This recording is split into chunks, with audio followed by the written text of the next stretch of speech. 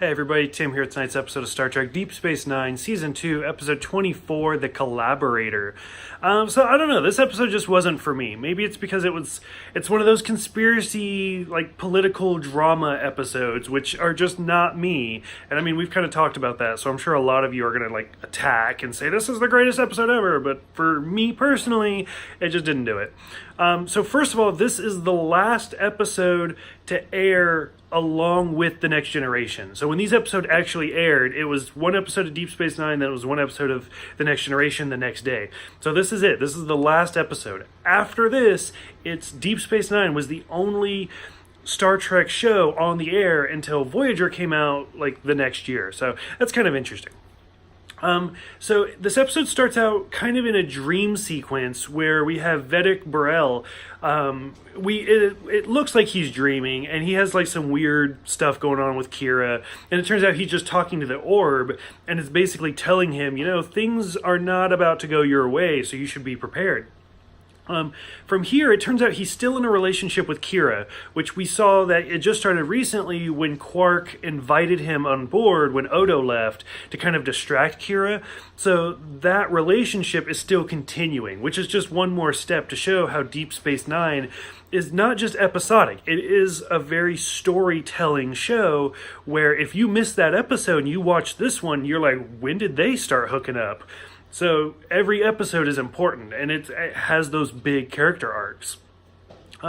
We also see Vedek Wynn, who is still has her untalked about war against Bareli, and it's kind of interesting because let's be honest, she's a bitch, and she's that way and only the way that Louise Fletcher could play her. Which Louise Fletcher, it doesn't matter what role you see her in, she's always that character that you love to hate, whether it's Shameless or One Flew Over the Cuckoo's Nest or whatever.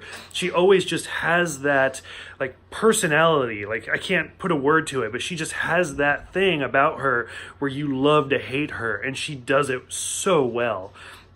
So she comes in, and instantly she has some great dialogue with Kira, where Kira's like, oh, since you're here, I'll get some more security. And Wynn's like, oh, I don't need security. And Kira's like, oh, no, it's not for you. It's for all the people you're about to try to kill.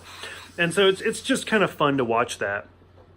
We see Bareli do some more communications with the orb and get some more visions. Opaka makes a comeback. So this is the first time that we've seen Opaka since she got left in the Gamma Quadrant, when she was on the planet where you're no longer allowed to leave once your body's healed by the nanites. So this is the first time we've seen that character. Unfortunately, we don't ever actually see her again. We only see her in these vision-type episodes. And that kind of always bothered me, that they never went back to, check on her, see how she's doing or whatever. It's like, nope, you're gone, bye-bye.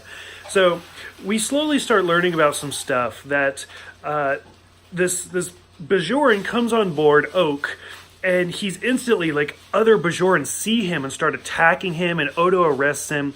And it turns out that he was part of the Bajoran occupational force, which when the Cardassians were there, he was basically one of the turncoats. He would sell out other Bajorans basically just to save himself.